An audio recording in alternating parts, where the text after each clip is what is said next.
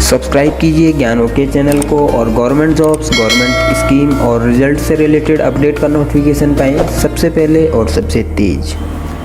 प्रधानमंत्री स्वनिधि योजना के अंतर्गत 10,000 रुपये तक का लोन सरकार बिना किसी गारंटी के आपको दे रही है। इसके लिए आप खुद से ऑनलाइन आवेदन कर सकते हैं। इसके लिए आपको आधार कार्ड की आवश्यकता होगी। इसमें ज़्यादा पेपर वर्क नहीं है, ज़्यादा आपको डॉक्यूमेंट लगाने की ज़रूरत नहीं है। साथ ही इस लोन पर सरकार की तरफ से सब्सिडी भी दी जाती है, जिससे आपका जो लोन है उस पर ब्याज दर जो है काफ़ी कम हो जाती है और आपका जो ब्याज होता है वो काफ़ी कम हो जाता है।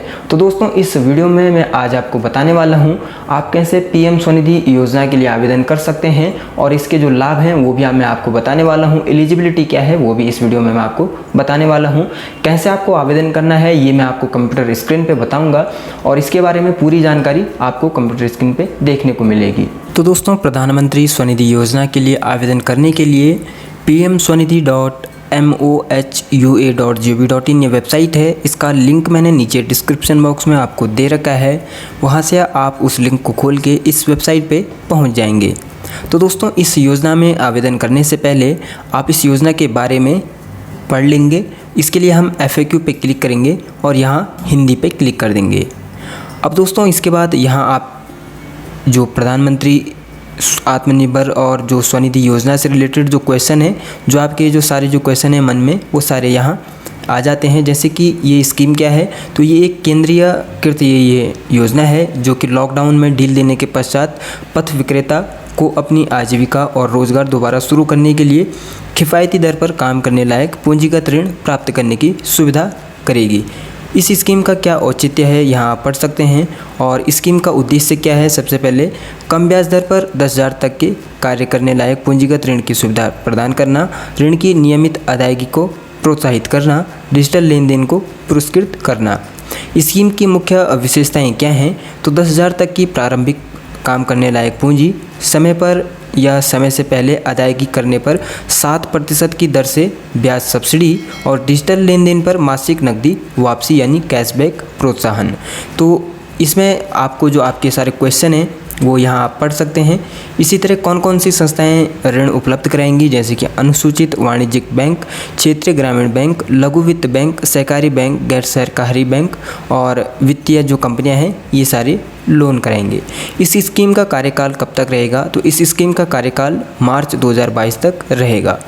कौन कौन इस योजना का लाभ ले सकते हैं, पथ विक्रेता कौन है, यानी कि जो इसमें बताया हुआ है जैसे कि पथ विक्रेता इस योजना का लाभ ले सकते हैं। तो कोई भी ऐसा व्यक्ति जो रोज़मर्रा के सामान या सेवाएं, चीज़ें, खाद्य सामग्री अथवा किसी अस्थायी रूप से बने हुए स्टॉल से या फिर गली गली घूमकर फुटपाथ रास्ते पर अपनी सेवाएं प्रदान करता हो, जैसे कि सब्जी वाले हो गए जो ठेला लगा के चलते हैं, तो ये सारे वही लोग हैं, सब्जियों वाले, फल वाले या तैयार खाद्य सामग्री जो ठेले पे खाना वाना बेचते हैं, चाय पकौड़े, ब्रेड, अंडे, कपड़े, वस्त्र, दस्तकारी उत्पाद, पुस्तकें, लेखन सामग्री इत्यादि शामिल है। उनकी सेवाओं में नाई की दुकान, मोची, पान की दुकान, लॉन्ड्री सेवाएं इत्यादि भी शामिल हैं। ये सारे लोग इसके लिए अप्लाई कर सकते हैं।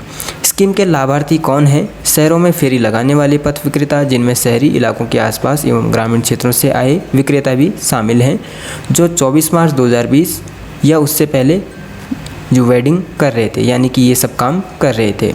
तो दोस्तों, इस स्कीम के बारे में यहाँ आपको सारी जानकारी मिल जाती है। लाभार्थियों के लिए क्या है क्या नहीं है सारा यहाँ दिया हुआ है। तो आपको आवेदन करने से पहले यहाँ पढ़ लेना है और स्कीम के बारे में पूरी जानकारी यहाँ बताई गई है। अब दोस्तों, यहाँ जो डॉक्यूमेंट्स बताए हुए हैं, कौन कौन से डॉक्यूमेंट्स आपको पूछे जा सकते हैं KYC के लिए, तो जो KYC के लिए जो डॉक्यूमेंट्स यहाँ जो लिस्ट दे रखी है, आधार कार्ड, मतदाता पहचान पत्र, ड्राइविंग लाइसेंस, मनरेगा कार्ड या पैन कार्ड, इनके किसी एक के माध्यम से आप आवेदन कर सकते हैं। उसके बाद डिजिटल लेन देन हेतु प्रोत्साहन राशि क्या है, यानी कि जो आप जब इसकी किस्तें जो भरेंगे तो क्या आपको कैशबैक मिलेगा, क्या प्रोत्साहन राशि मिलेगी। तो यहाँ देख सकते हैं, पहले 50 पात्र लेन देन करने पर 50 रुपये, अगले 50 जो पात्र लेन देन करने पर अतिरिक्त 25 और अगले 100 पात्र लेन देन करने पर अतिरिक्त 25 से अधिक के प्रत्येक लेन देन की गिनती की जाएगी। तो इस तरह से ये सारी चीज़ें यहाँ इसमें काफ़ी आपको फ़ायदा होने वाला है। अगर आप इस लोन को लेते हैं तो ब्याज सब्सिडी की दर और राशि कितनी है, ब्याज सब्सिडी की दर 7% है। सब्सिडी की राशि सीधे आपके ही खाते में त्रैमासिक आधार पर जमा की जाएगी और समय से पूर्व भुगतान करने पर सब्सिडी की स्वीकार्य राशि एक बार में ही जमा कर दी जाएगी। और 10,000 के ऋण हेतु यदि आप समय पर सभी 12 जो EMI इनकी होती हैं का भुगतान कर देते हैं तो आपको ब्याज सब्सिडी राशि के रूप में 400 रुपये प्राप्त होंगे। तो ये इसके बारे में जो भी आपको जो क्वेश्चन है वो यहाँ से आप पढ़ सकते हैं। जैसे कि क्या मुझे उपयोग के लिए पहचान पत्र मिलेगा, तो यहाँ लिखा हुआ है हाँ, ऋण के लिए अनुमोदन हो जाने पर आपको प्रोविजनल पहचान पत्र जारी किया जाएगा और इसके 30 दिनों के अंदर आपको अस्थायी पहचान पत्र जारी किया जाएगा। ऋण स्वीकृत होने में कितना समय लगेगा, तो ये पूरी प्रक्रिया मोबाइल ऐप और वेब पोर्टल के माध्यम से स्वचालित होगी और आप अपने आवेदन की समय स्थिति जान सकेंगे। यदि कागज सूचना पूर्ण हो तो संपूर्ण प्रक्रिया समयबद्ध तरीके से पूरी की जाएगी। इसमें ज़्यादा कुछ समय नहीं लगेगा। अब दोस्तों आपको वापस इसके बाद होम पेज पे आ जाना है, तो वापस फिर आप इसी पेज पे आ जाएंगे। अब यहाँ आपको अप्लाई करने के लिए यहाँ देख सकते हैं अप्लाई फॉर लोन पे क्लिक कर लेना है।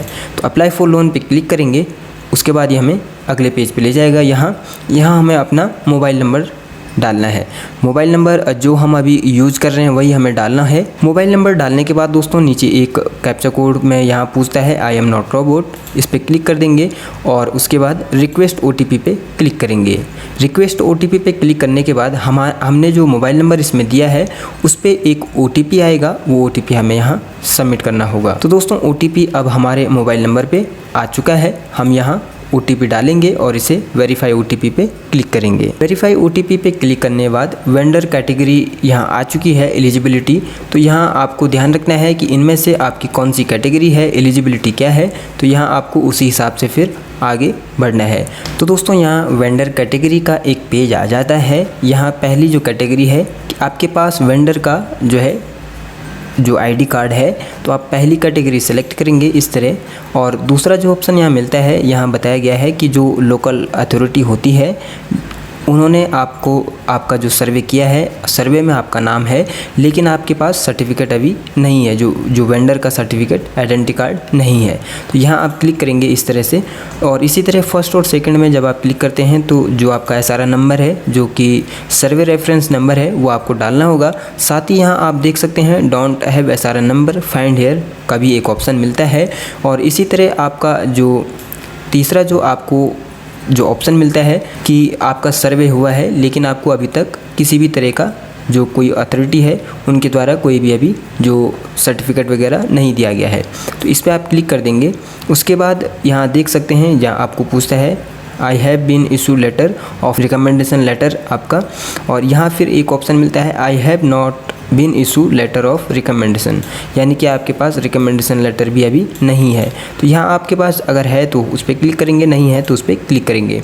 इस तरह से फिर यहाँ आप देख सकते हैं और चीज़ें भी आपको पूछता है, इन पर क्लिक कर देंगे जो भी आपका इनमें से है। और उसके बाद यहाँ नेम ऑफ एसोसिएशन का नाम डालेंगे और उसे नेक्स्ट कर देंगे। उसके बाद दोस्तों आपको यहाँ आधार नंबर डालना है इस तरह से। आधार नंबर डालने के बाद I am not a robot पे क्लिक करेंगे, ये कैप्चा कोड के लिए है, इसे वेरीफाई करेंगे। वेरीफाई करने के बाद ये एक OTP फिर से भेजेगा आपके रजिस्टर्ड मोबाइल नंबर पे जो कि आधार में लिंक है, और उसे फिर हमें वेरीफाई करना होगा। वेरीफाई जब इसे हम कर देंगे तो ये फिर अगले हमें जो नेक्स्ट स्टेप है इसका, उस पर हमें ले जाएगा। तो दोस्तों यहाँ अगले जो इसका स्टेप है उस पर हमें यहाँ ले जा चुका है, और यहाँ हमारी जो डिटेल है आधार कार्ड से इसने खुद ब खुद उठा ली है। अब दोस्तों यहाँ हमारा मोबाइल नंबर, नाम और बाकी सारी डिटेल अपने आप आ जाती है। कुछ चीज़ें हमें यहाँ भरनी होंगी जैसे कि father name, date of birth, marital status और जेंडर वगैरह, कैटेगरी वगैरह से यहाँ हमें ये फॉर्म भरना है। तो यहाँ हम जो जानकारी मांग रहे हैं वो यहाँ डाल देते हैं। तो दोस्तों इस फॉर्म में हमें जो डिटेल मांग रखी है वो हमें भर देनी है। इस तरह से हम इसमें सारी डिटेल भर देंगे। जो भी डिटेल इसमें मांग रखी है वो सारी भरने के बाद यहाँ एवरेज मंथली सेल जो है वो भी पूछता है। उसके बाद आधार लिंक्ड बैंक अकाउंट का यहाँ जो हमें IFSC कोड, अकाउंट नंबर और नेम ऑफ बैंक यहाँ डालना होगा, क्योंकि हमारी जो लोन की अमाउंट है उसी में आएगी। और जो अगर प्रीवियस कोई लोन है तो बैंक कितने उसमें पैसे हमें बचे हुए हैं, EMI कितनी जाती है, लोन अमाउंट रिक्वायर्ड कितनी है हमारी, ये हम यहाँ डाल देंगे। उसके बाद इसमें नीचे लोकल रेफरेंस पूछता है, नेम, मोबाइल नंबर, एड्रेस। उसके बाद अवेलेबल जो बेनिफिट्स जो स्कीमें हैं नीचे, इनमें से जो जिन स्कीमों के लिए हमने लाभ लिया है, जिन स्कीमों का जिनके लिए हमने आवेदन किया है, उनसे पूछता है कि इनमें से कौन कौन सी स्कीमों के लिए आपने आवेदन किया है। इसको पूछेंगे और उसके बाद इनको सबमिट करके और इस फॉर्म को सबमिट कर देंगे। अब दोस्तों फॉर्म सबमिट करने के बाद हमारा जो अगला जो इसमें स्टेप है, एप्लीकेशन फ़ोटो, इसको सेव करेंगे और डॉक्यूमेंट हमारे इसमें अपलोड हो चुके हैं। सारे जो भी डॉक्यूमेंटेशन थी पूरी हो चुकी है। अब इसे सबमिट पे हम क्लिक कर देंगे। सबमिट पे क्लिक करने के बाद जो चौथा जो इसका स्टेप है उस पे हम पहुंच चुके हैं और यहाँ उसके बाद submit your application to market place और submit your application to your preferred lender यहाँ लिखा हुआ है। तो हम इनमें से एक पे क्लिक कर देंगे और उसके बाद यहाँ एक बैंक की लिस्ट आ जाएगी और ब्रांच, उसके बाद बैंक सेलेक्ट करते ही ब्रांच की लिस्ट आ जाएगी। तो यहाँ से जिस भी बैंक से आप लोन लेना चाहें या जिस बैंक में आपका अकाउंट है उसको आप सिलेक्ट कर लेंगे। तो हम यहाँ से SBI सिलेक्ट करेंगे क्योंकि हमारा अकाउंट जो है SBI में है, स्टेट बैंक ऑफ इंडिया। उसके बाद जो प्रेफर्ड जो ब्रांच हैं उनका IFSC कोड और ब्रांच नेम यहाँ आ जाता है। तो इस तरह से दोस्तों ये आप देख सकते हैं, इनका नाम आ जाता है और यहाँ उसके बाद I agree to the PM Svanidhi declaration का एक ये यहाँ आता है, इसको क्लिक करेंगे और इसे सेव कर देंगे। सेव करने के बाद दोस्तों आपका जो ये आवेदन है ये पूरी तरीके से ये पूरा हो जाएगा। उसके बाद जैसे इसे सेव करेंगे, सेव करने के बाद इसे हमने सबमिट कर देना है और सबमिट करते ही हमारा जो ये आवेदन है ये पूरा हो जाएगा और हमें इसकी एक स्लिप मिल जाएगी। उसके बाद हमें फिर लॉगिन करने के लिए अपने मोबाइल नंबर से ही इसमें हमें लॉगिन करना है और इसका जो स्टेटस है वो हमें यहाँ से देखने को मिलेगा। तो दोस्तों इस तरह से आप PM स्वनिधि योजना के लिए आवेदन कर सकते हैं और 10,000 रुपये तक का जो लोन है उसका लाभ ले सकते हैं।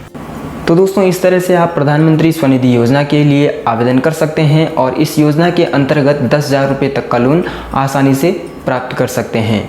तो दोस्तों प्रधानमंत्री स्वनिधि योजना के लिए अगर आप आवेदन करना चाहते हैं तो जैसे हमने इस वीडियो में आपको बताया है इसी तरह से आप भी आवेदन कर सकते हैं और प्रधानमंत्री स्वनिधि योजना का लाभ ले सकते हैं। दोस्तों ये वीडियो आपको कैसा लगा हमें कमेंट करके ज़रूर बताइएगा और प्रधानमंत्री स्वनिधि योजना से रिलेटेड अगर आपका कोई क्वेश्चन है, आपको कोई समस्या आ रही है आवेदन करने में, तो आप नीचे कमेंट बॉक्स में लिख सकते हैं। तो दोस्तों इसी तरह की जानकारी पाने के लिए आप हमारे साथ बने रहें। हमारे चैनल को लाइक, शेयर और सब्सक्राइब करें और बेल आइकन को दबाना बिल्कुल ना भूलिएगा। तो दोस्तों मिलते हैं फिर इसी तरह की एक और नई जानकारी के साथ, तब तक के लिए धन्यवाद।